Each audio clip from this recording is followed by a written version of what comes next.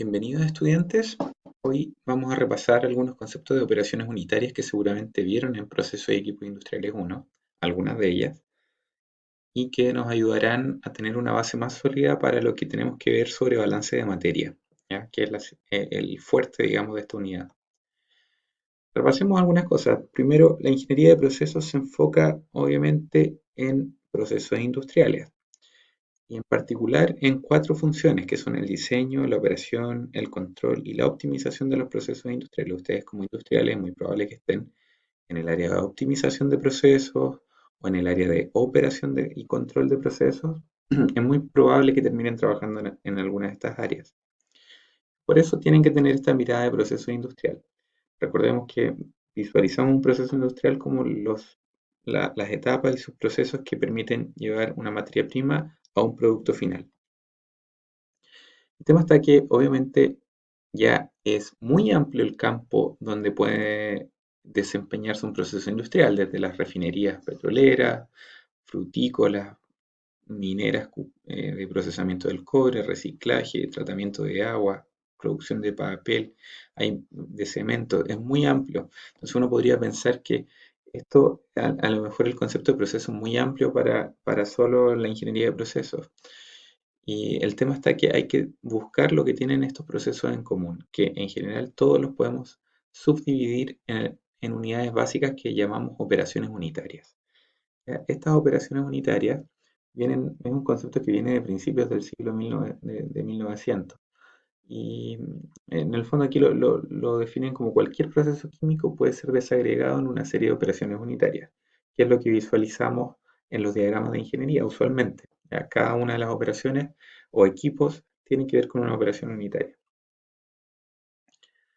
Y el tema está, ¿qué es lo que sucede en cada operación unitaria? En general vamos a poder visualizar tres tipos de procesos donde se cambian las condiciones de una determinada cantidad de materia, ya sea modificando su masa o composición, eso puede ser mezclando cosas, separando cosas, em, modificando su energía, por ejemplo, cuando calentamos algo, enfriamos algo, o modificando sus condiciones de movimiento, como por ejemplo cuando agitamos algo o cuando dejamos de cantar algo, lo dejamos aquietarse, cristalizar y precipitar, ahí estamos modificando sus condiciones de movimiento. ¿Ya? Todos estos cambios se basan en principios fundamentales que se denominan procesos de transporte, ¿ya? Los tres tipos de procesos de transporte que existen son la transferencia de masa, procesos de transferencia de calor y procesos de transferencia de momento lineal, ¿ya? Y como su objetivo como ingeniero de procesos es optimizar las operaciones unitarias de transformación, es decir, les va a tocar en alguna ocasión optimizar los procesos de transferencia de masa, de transferencia de calor y de momento lineal.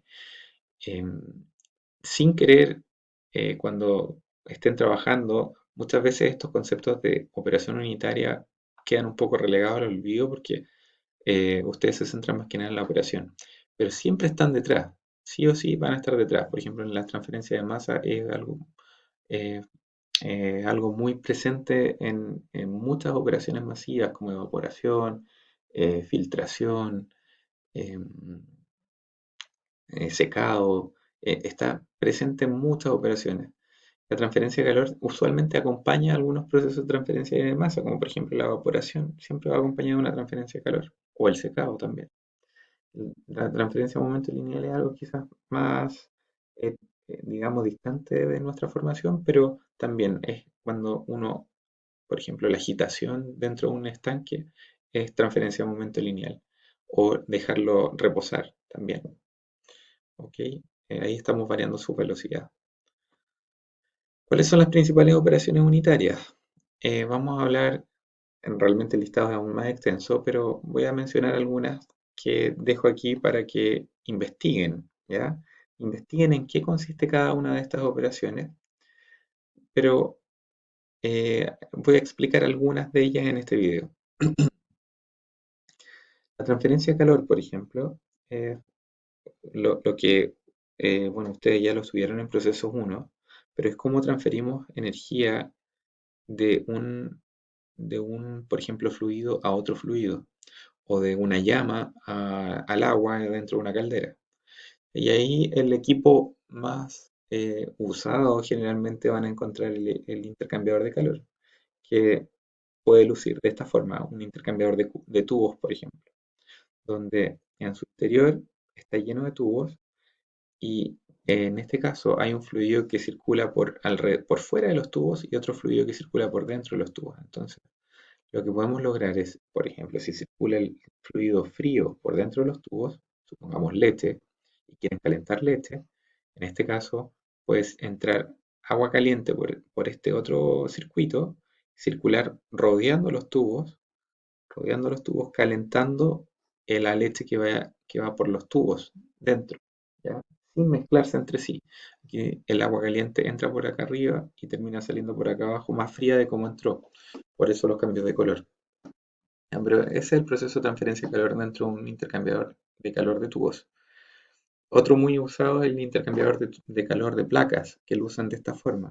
Si se fijan, tienen usualmente cuatro conexiones, porque por uno de ellos ingresa el fluido caliente y por otro sale el fluido caliente ya más frío, y por uno de los tubos de las conexiones ingresa el fluido frío y sale más tibio o más caliente. ¿Ya?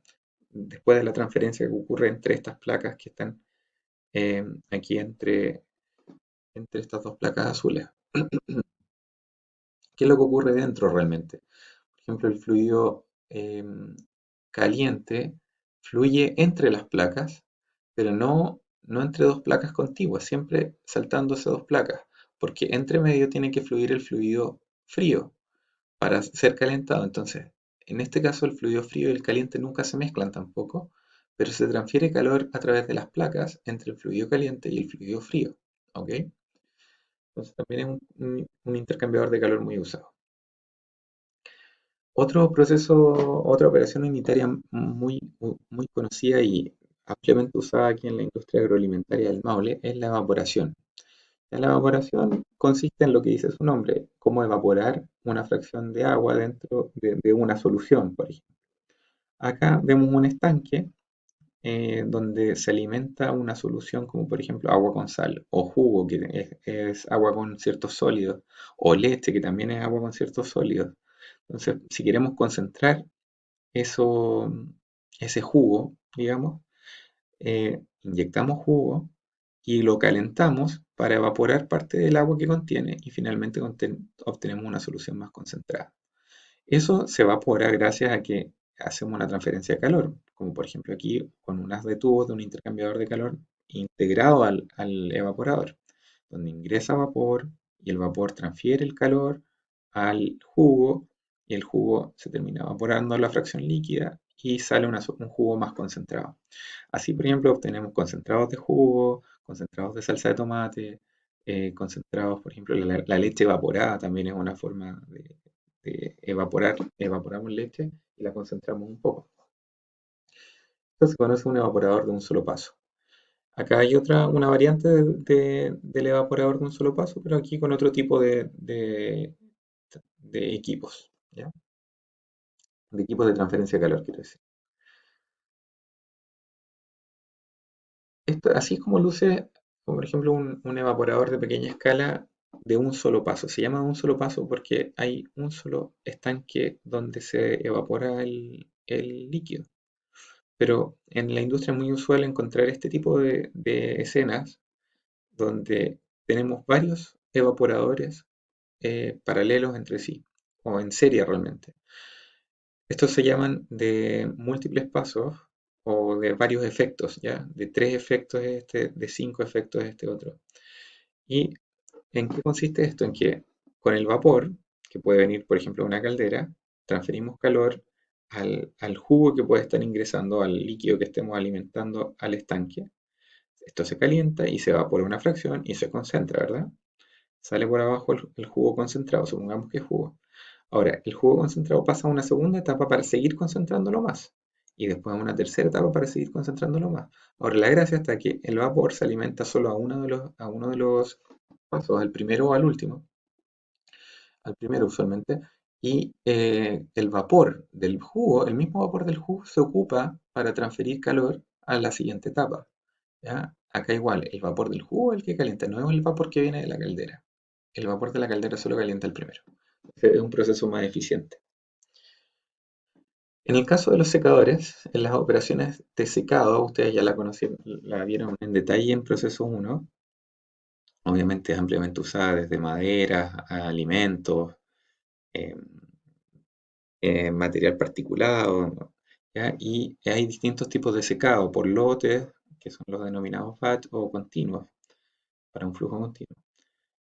El más usado es el famoso secador de bandeja, donde se inyecta aire caliente o aire que se calienta y que se hace circular a través de las bandejas. Así se va removiendo la humedad y sale el aire más húmedo.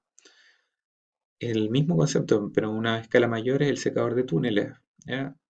Por ejemplo, aquí hay varias bandejas, o sea, carros de bandejas, y se inyecta aire fresco que se calienta y con un ventilador se moviliza a través del túnel y circula a través de las bandejas y sale el aire húmedo.